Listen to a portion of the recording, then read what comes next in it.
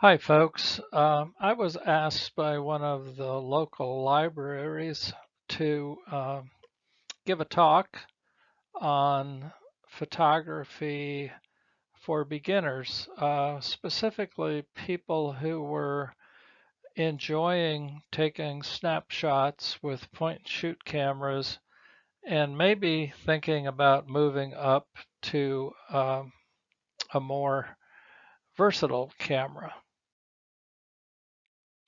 And the first point that I wanted to make was it's true that you can spend a fortune on cameras and attachments and lenses and strobes and all kinds of things.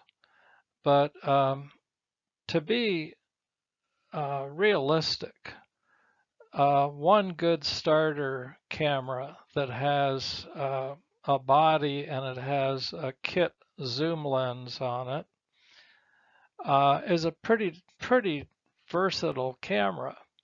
And what you're looking at here are things that might be best rented when you have a specific need for a piece of equipment. You have the camera body, but if you need a different lens, you can rent one. Every major city has a photo rental agency, usually attached to camera repair or camera sales. And the camera on the right, the little point and shoot camera, and the camera on the left, it's true that the camera on the left is more versatile, but the camera on the right is an example of some amazing technology. And I'm not just talking about a name brand. I'm talking about a style of camera that might cost you 200 bucks, something like that. That little camera is actually maybe even the better traveling companion if you're going on a trip. Even if you own a DSLR with a large lens, it's sometimes bulky and it gets in the way when you're traveling. So I have simple cameras, I have point and shoot cameras, and I have DSLR cameras, and both of them take quality pictures. One has more limitations, and that's the important thing, that as you're learning about your camera, you're going to find out that it does certain kinds of picture taking well and other not so good. And you might find out that one camera allows you to take pictures in lower light, like inside of a restaurant, and the other type of camera, it just gets all noisy and staticky. So there's nothing new about limitations on camera gear. Even the most expensive camera has limitations. If you step outside those limitations, you'll find yourself with inferior pictures. So find out what your camera can do, experiment, and stay within those limitations. If you need another type of camera, again, go to the rental facility and rent the camera. If it's for a commercial purpose, just include the camera rental in the bill that you're going to present. So here's an example of an extremely noisy picture. The little violet, the little blue, the little silver, the little red spots. This is when a cheaper camera will let you down. And if you can activate the strobe unit and if you can take a flash picture, you'll get a much better picture. But that's one limitation of a cheaper camera.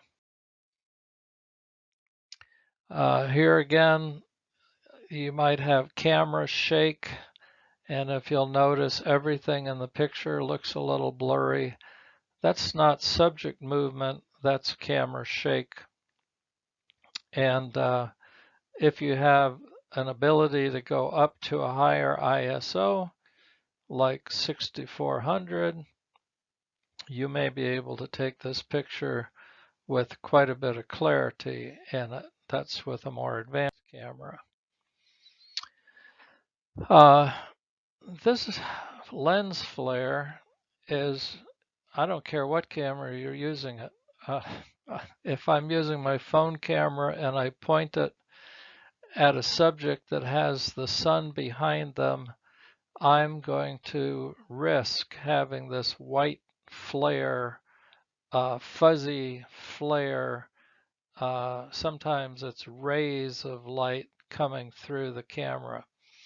DSLR, the same thing. You just have to be very careful when you're pointing your camera at anything that has a very bright source of light behind it. Here's another example of lens flare. You get very pretty pictures, and on occasion the lens flare really adds something to the feeling of the picture, but most of the time you're on shaky ground when you start shooting with backlight. This is an insurance policy that everybody who has a larger DSLR camera, it's called a UV filter. And when you're buying your camera, the salesperson will probably ask you, do you want to have a UV filter or a skylight filter? And it has to be the right size. Okay, here is 77 millimeters. And what that means is that the threads on the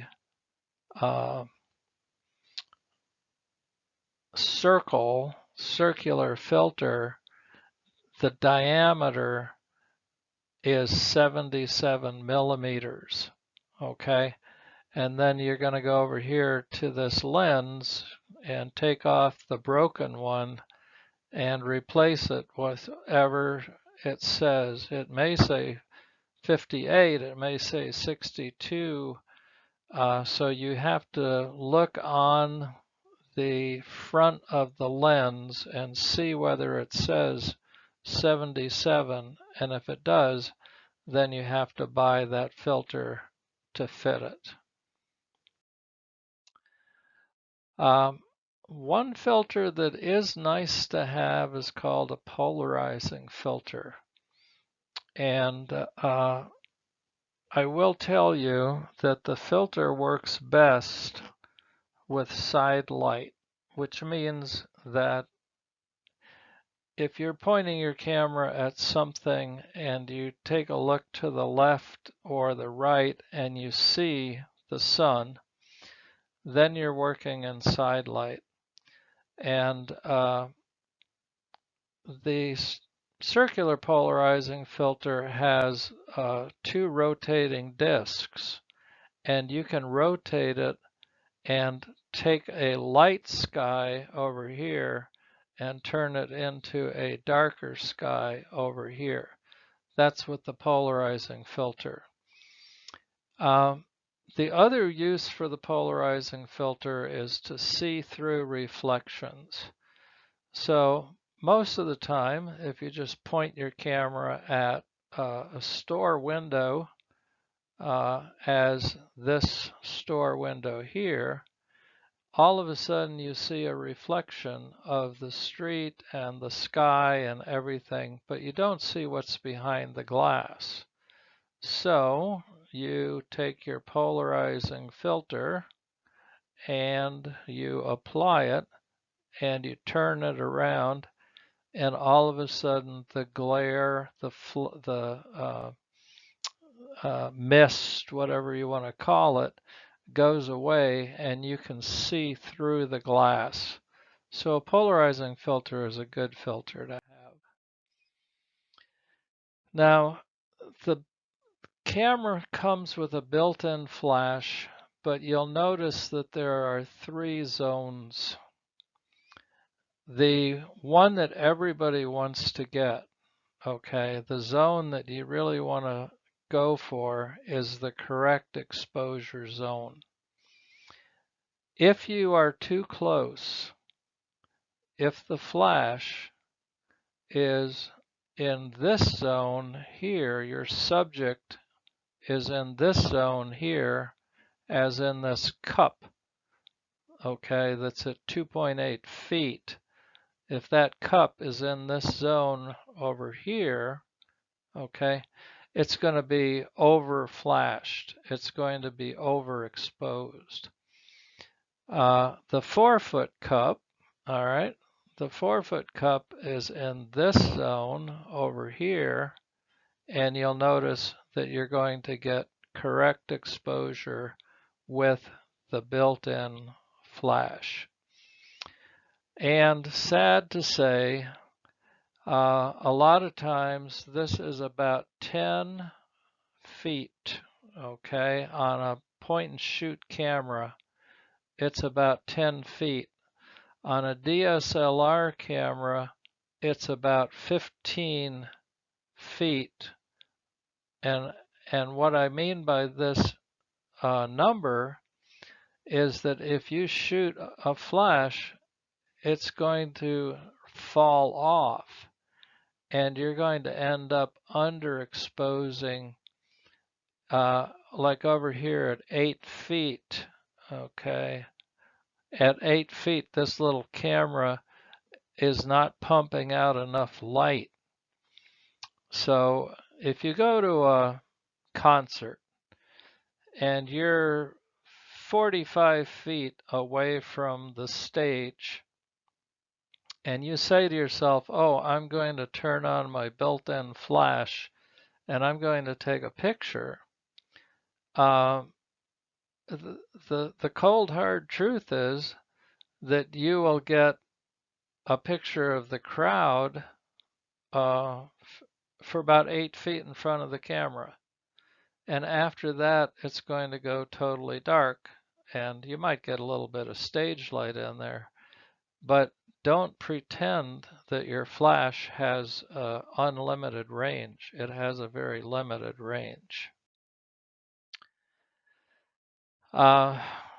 Most of your zoom lenses on your cameras have a wide angle and they have a telephoto setting. Many times, and your phone camera, when you open up your phone camera, it will favor the wide angle. If you take a picture, a close-up, it's got to be, if you're taking a close-up picture of somebody with a wide angle lens, you're going to get all kinds of distortion in their face, which is not very nice. So instead of using the W, I want you to take the lens and move it over to the T position, and then you'll get a better rendition of a person's face. So here is, on one camera, here is the wide angle telephoto switch. Sometimes it's on the barrel of the lens on a DSLR. Many people, many people are going to take all of their pictures like this. We call this a horizontal format, okay? That works for travel pictures, that works for landscapes. But notice, okay, notice that your camera can be used in a up and down position, and this is called a vertical. If you are taking pictures of people standing, you want to have a vertical composition. You want to have a narrow rectangle, and the people will be inside of it. If you don't know which one to use, take some of each. Take some horizontal and then take some vertical. Move the camera from this, move it to this, and try a shot of each. And then later on, you might be able to crop it in.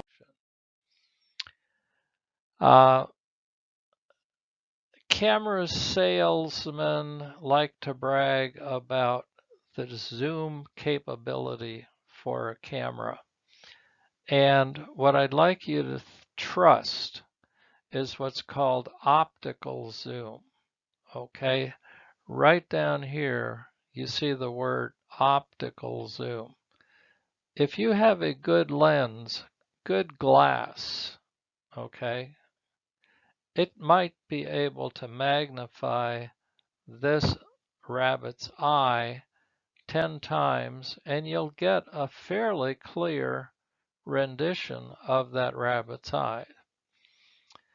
If you have a cheaper camera and you look at it and it says 10 times, but it doesn't say optical, it says digital, you're going to get a much fuzzier image. You're going to take a picture of the rabbit's eye, and at 10 times digital, you can start to see the pixelation pattern because what's happening is the camera is not really using the glass zoom lens, it's using a mathematical approximation. So I like to try and stay within the optical zoom range. On my iPhone camera, I've looked it up and it says you are in optical zoom when you open up your camera to 2x. If you go beyond 2x, you're going to go into digital zoom range. So if I'm trying to get, a bird, a picture of a bird on a tree, and I'm at 5x or 6x, and I take the picture, well, I'll get the bird, but it won't look very good. So when you step up to a DSLR, you're going to be assaulted with choices, all kinds of choices. There are buttons to push, there are menus that pop up, you're scrolling through this and you're scrolling through that. Okay, don't get frustrated. The first thing you need to do is look in your camera guide and look at how that you want to be in full automatic. So you rotate this little dial. This is on a Canon over here. The other one's on a Nikon. And you rotate that little dial to the indicator, the little mark that's on there. And all you have to do is point and shoot.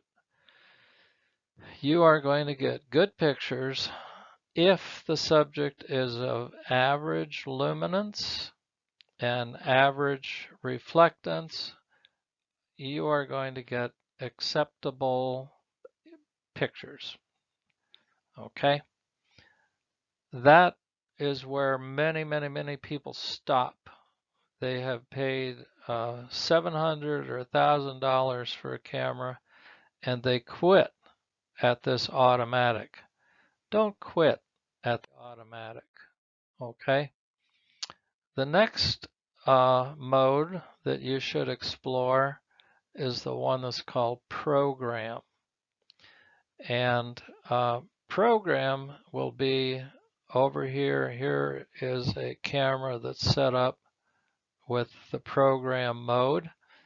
And one of the nice things about it is that you can lighten or darken a picture by using the exposure compensation button. So no longer is the camera on auto, but it is helping you a lot. So it's not automatic.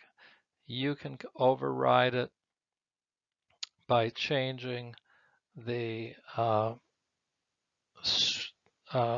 exposure, either more or less, and making it lighter or darker.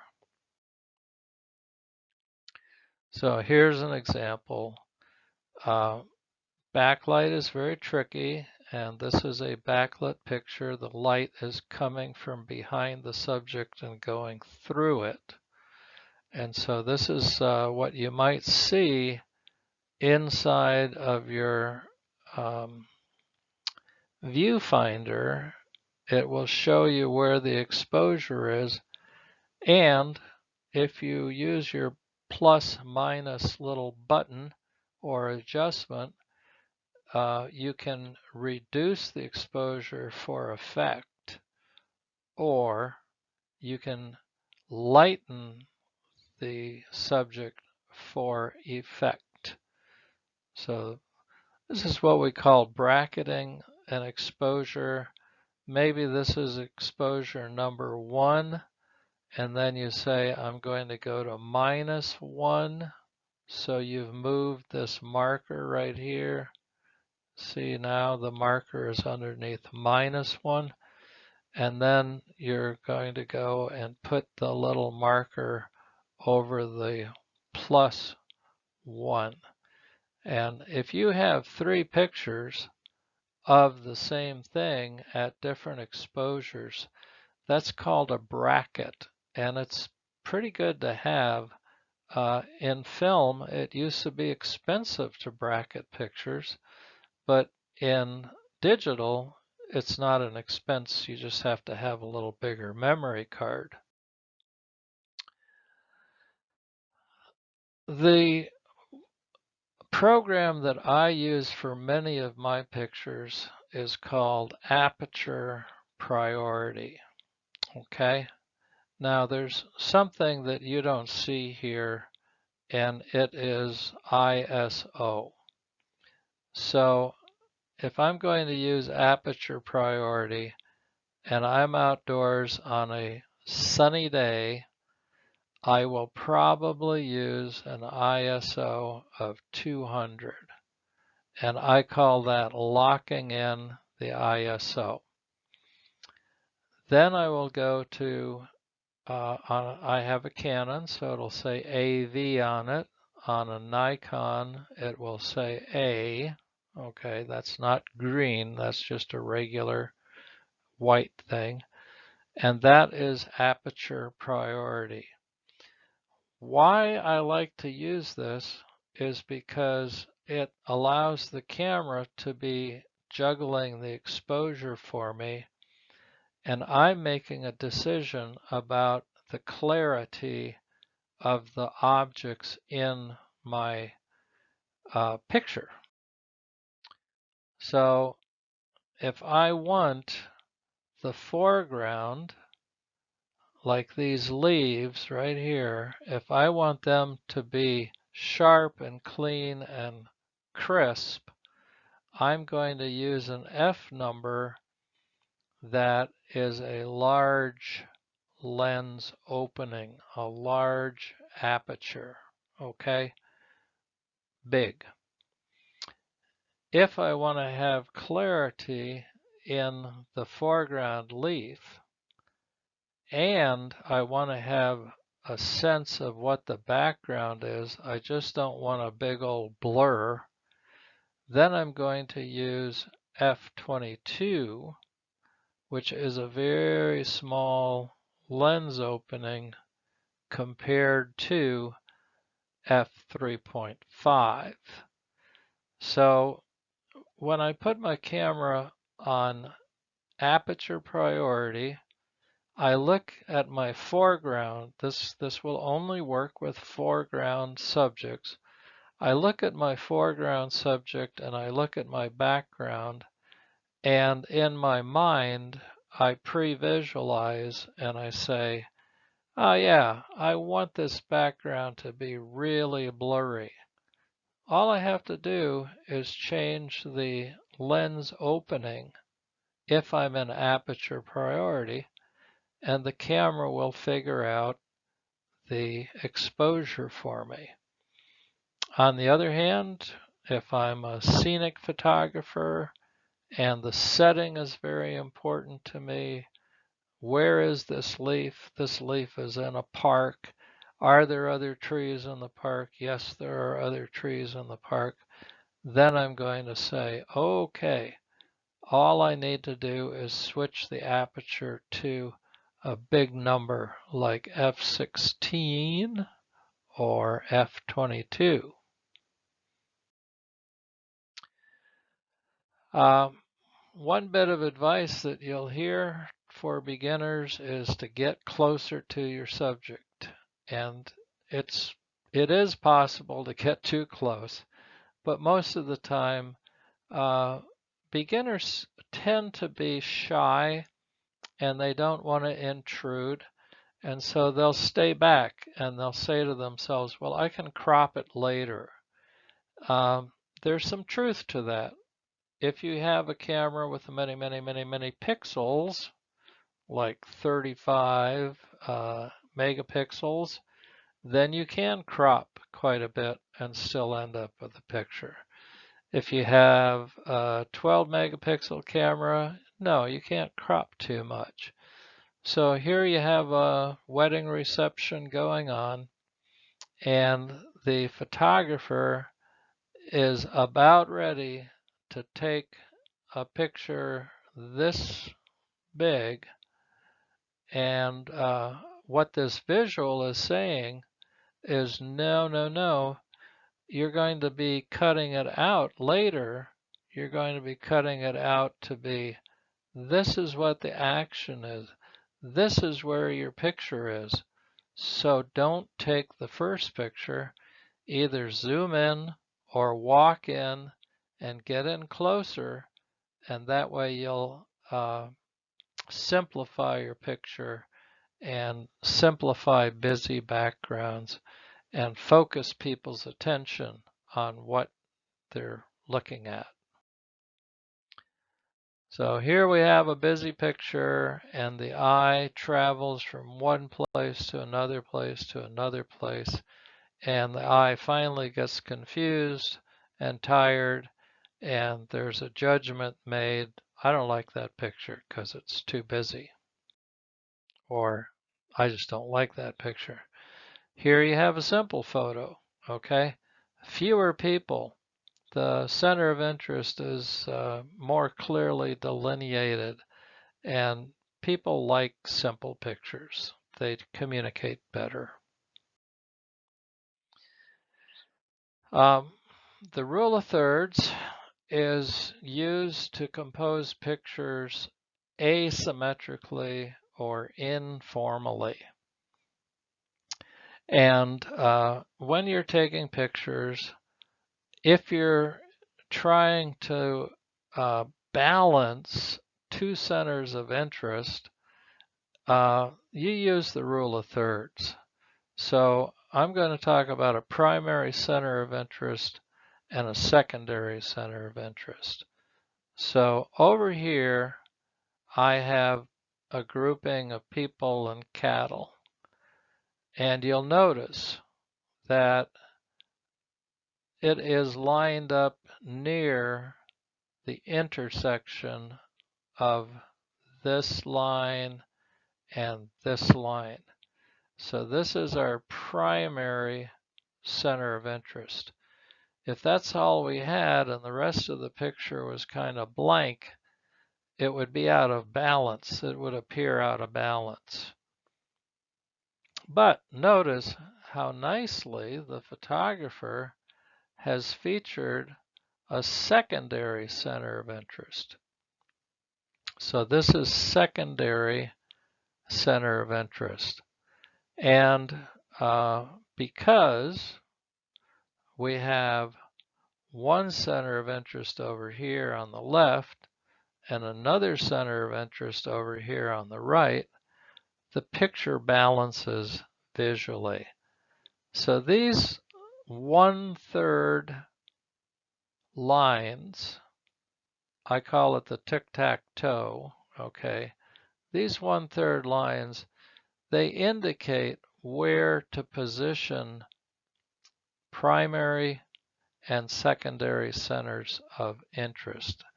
These are intersections, these red points. Those are where you want to locate things. If you go on the web and you look up the rule of thirds, some misinformed, overzealous photo person will say, split the picture into 9 rectangles and then put the main center of interest in the middle. No, no, no. That is not the rule of thirds. So be careful about doing research. Occasionally, the so-called experts are giving out bad information. So here again, we have a primary center of interest, the mom dog, okay, and she is located in the upper left, okay, and then we have babe dog, pup dog, and that's located in the lower right, and the picture balances. Now, one of the really nice things about cameras is that they have this, let me turn that up a little bit. They have this display button on it. And when you punch that display button, if you keep punching it, all of a sudden you're going to see this rule of thirds show up in the viewfinder. It's not going to show up in your picture. It's just an aid to help you place the primary and the secondary center of interest. So camera makers, they used to scratch that into the viewfinder or etch it into the viewfinder. But in digital cameras, if you push on the display button, you'll find the tic-tac-toe show up, and that will help you to balance your pictures better.